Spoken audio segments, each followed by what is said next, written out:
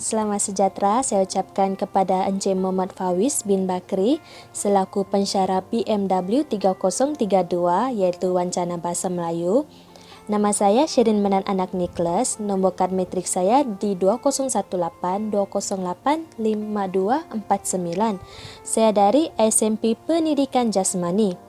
Hari ini saya akan berkongsi mengenai budaya orang Sarawak iaitu aktiviti yang sentiasa dijalankan oleh kaum Iban ketika Hari Gawai. Untuk pengetahuan anda semua, kaum Iban merupakan kaum yang terbesar yang ada di negeri Sarawak selain Melanau, Bidayuh, Kayan, Kenyah dan sebagainya. Untuk pengetahuan anda juga, Gawai bermaksud pesta iaitu berakhirnya musim menuai padi bagi suku kaum orang Iban. Antara aktiviti yang sentiasa dijalankan oleh suku kaum Iban ketika menjelangnya musim Hari Gawai iaitu aktiviti membuat kuih muih seperti pengaram, acuan, kuih sarang semut dan kuih sepit. Selain itu, masyarakat kaum Iban turut membuat pohon ranyai ketika menjelangnya musim perayaan Hari Gawai. Pohon ranyai ini dibuat dengan menggantung makanan ataupun minuman pada pohon tersebut dan akan ada masyarakat di rumah panjang tersebut ataupun tetamu yang datang ke rumah panjang tersebut diminta untuk menari mengelilingi ranyai tersebut dengan tarian ngajat sambil diiringi dengan pukulan gong ataupun tawak, dan mereka akan menari mengelilingi ranyai tersebut sambil menggunting ataupun memotong makanan ataupun minuman yang telah tergantung di pohon ranyai tersebut sebagai tanda berterima kasih kerana mereka telah sudi menari mengelilingi ranyai tersebut.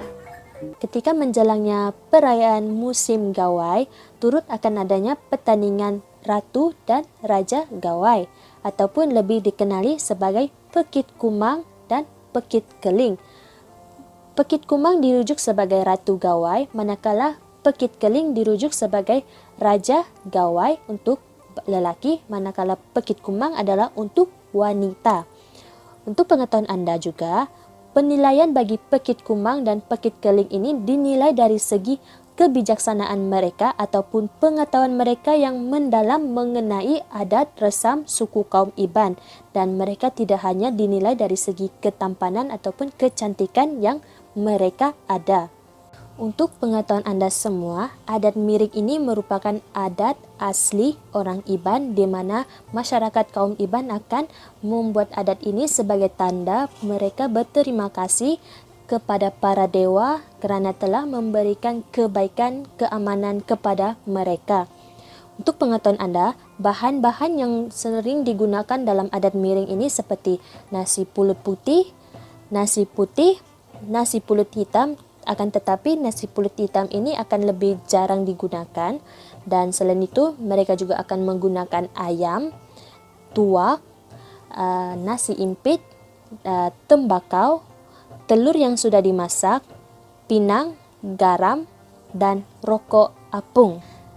Lemanang ataupun manang ataupun pemusi akan membacakan mantra ataupun doa-doa sambil memegang ayam dan memutar-mutarkan ayam tersebut mengelilingi piring yang telah diisi dengan bahan-bahan untuk adat miring.